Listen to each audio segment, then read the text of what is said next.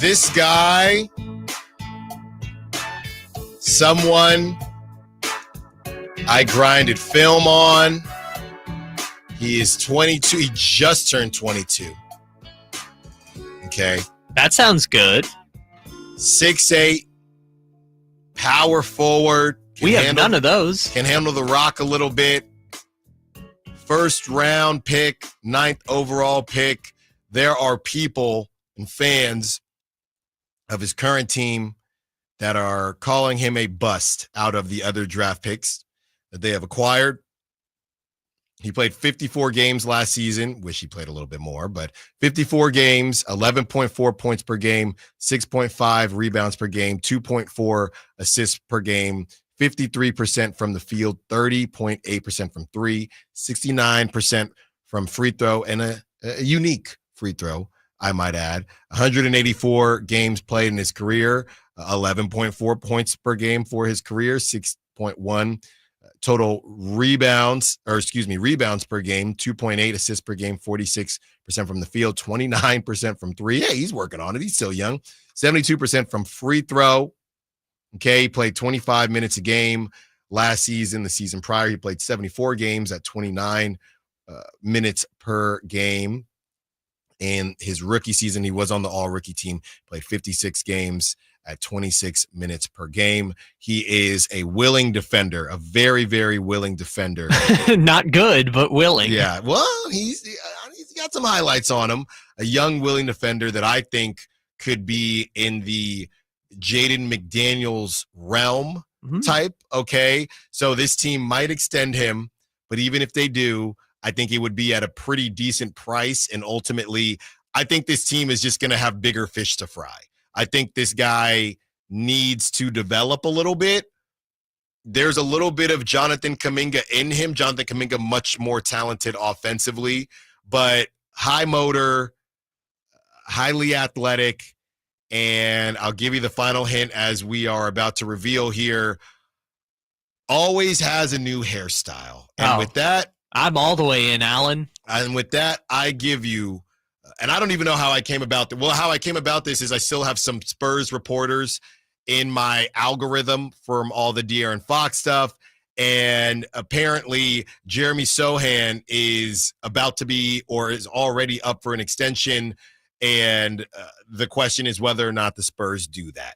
If the Spurs don't do that, then welcome to the restricted free agency world, Jeremy Sochan, where the Spurs could say, hey, we can just move off of him, or if we get him at a good price, we'll keep him, or they could sign him and trade him next season, a la a Jordan Poole type of situation. But yeah, Jeremy Sochan, look, he's raw.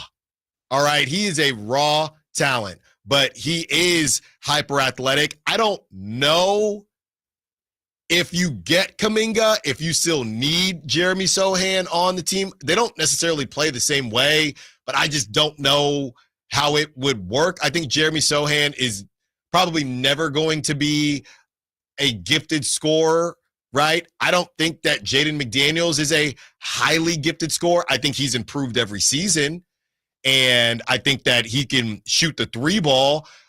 Maybe it's more Nickeil Alexander-Walker, even though Jeremy Sochan is bigger than Nickeil Alexander-Walker. So maybe it's a combination between the two. But if the Kings decide to go in this young direction, if they decide to continue with Domantas Sabonis, and obviously they'd still have Zach LaVine, but if it looks like they're not going to say uncle, then I don't think Jeremy Sochan makes sense. But if it seems like they're going to move into this kind of young realm, and you talk about a second draft situation, I'm not saying he's ever going to be a superstar, but based on where the league is going, he's not. Yeah, like I said, he's raw. He makes some highlight reel plays on the defensive end. He's not a perfect defender, but he's willing, he's long, he's athletic. I don't know that he'll ever get there offensively, but I don't know that he'll have to. He can handle the rock enough as well. He can run the break. He can finish the break. Once I saw the post, I went and I did some Jeremy Sochan digging, because this could be something that comes up sooner than later. We know the Kings have done deals with the Spurs in the past, but this is a name that I don't know that a lot of people are talking about. He's kind of memey, right? He's kind of dealing with maybe a little bit of bad PR. He's got the one-handed free throw, but I see the vision. I see why he went ninth. And I don't know if the Spurs, after getting De'Aaron Fox, you got Stephon. I know they're guards, but Stephon Castle, Dylan Harper, they might be looking to keep their options open and bring in somebody that's more ready-made to truly, truly contend, whereas I don't know if the Kings will be there. So I don't know how highly they are prioritizing a Jeremy Sochan. It's not as if they have a ton of similar types of players on the squad, but they might just say, we are going to improve that position, whether it's him or Harrison Barnes. We're going to improve that position through free agency or a trade or something like that. We're not going to pay Jeremy Sochan and hope that he improves. While I am all the way in on this being a target for the Kings, Alan, do you want me to throw my headphones through the glass at you right now by bringing up Jeremy Sochan? I was supposed to put that in the rundown. Do not bring up that they could have got him. It's a different regime, Kyle. We got to move on. But you're gonna make me angry. We got to move on. If we're gonna give up anything more to the Spurs to get a guy that they could have had in the De'Aaron Fox trade. He could be on the Kings right now. I hear you. We could have had him and Keegan Murray, the young, athletic wings, while we figure out our point guard of the future. And we don't have him because for some godforsaken reason, they decided that they were going to get Zach LaVine and nothing else. I hear you. So while I love the idea of Jeremy Sochan on the Sacramento Kings as a starting power forward, being given a couple years of runway while the Kings are in this transition period, I don't think they're going to get him because they would have to trade either Malik Monk or DeMar DeRozan to do so, players I don't think the Spurs really want. Right. And they could have already had him in the De'Aaron Fox trade. I hear you. I would take Champagny, honestly. Sochan would be nice. I just wanted Champagny. Yeah. Just give me any of them. Yeah. They couldn't get a single one of the young players from the Spurs. I'm at some point you have to be at peace with it. I mean, guess you don't have to, but at some point you got to be at peace with it. And there's going to be a lot of options out there, right? We might, like I said, we did the trade candidate thing for how long to kick off the offseason.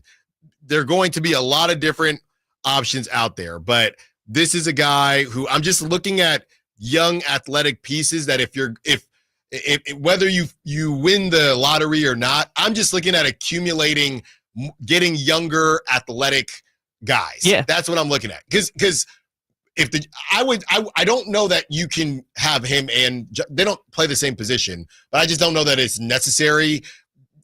Jeremy Sochan is probably never going to be an offensive first type of guy, which is fine.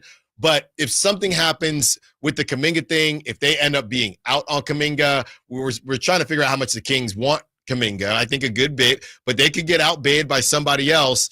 There are going to be other athletic kind of second draft guys available. And this was somebody that I came across. Yeah, this is a great choice, right? I mean, former top 10 pick. Right, 916, Jeremy sucks. He's got bad PR right now, which I think is good for the Kings. What is interesting, though, is that, they got Harrison Barnes to facilitate the DeRozan trade, which now they could end up sending DeRozan back to get Jeremy Sochan, at which point I'm like, how much more can the Spurs take from us? But I will say, Harrison Barnes is going to be their starting power forward over Jeremy Sochan. Last year, they started Harrison Barnes over Jeremy Sochan.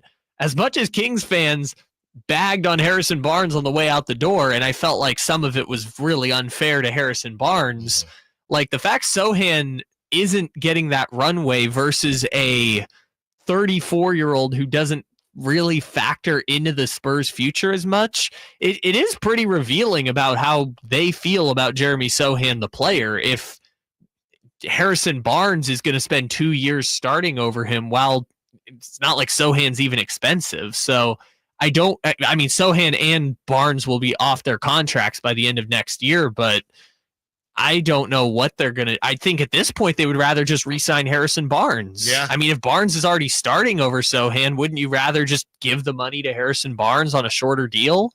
Which is crazy. I mean, it's crazy that we're here at that point. Like I said, the Spurs are going to be, I think, looking to get a third piece. This is what we always thought was going to happen. Yes, they have the draft. They have the guys they just drafted, but they might be looking to really one-up it here and turn it up a notch with somebody that's maybe more established. And I'm not going to say big three, but giving you a little bit more than Harrison Barnes. And again, how the season goes, I think will kind of dictate how they move forward, if they're ready to take that leap or not. When we return, let's chat with Brendan Nunez, who we are going to spend some time with and discuss whether there is too much hate going on with the Kings roster. Allen Stiles, Sactown Sports. The Carmichael Dave Show.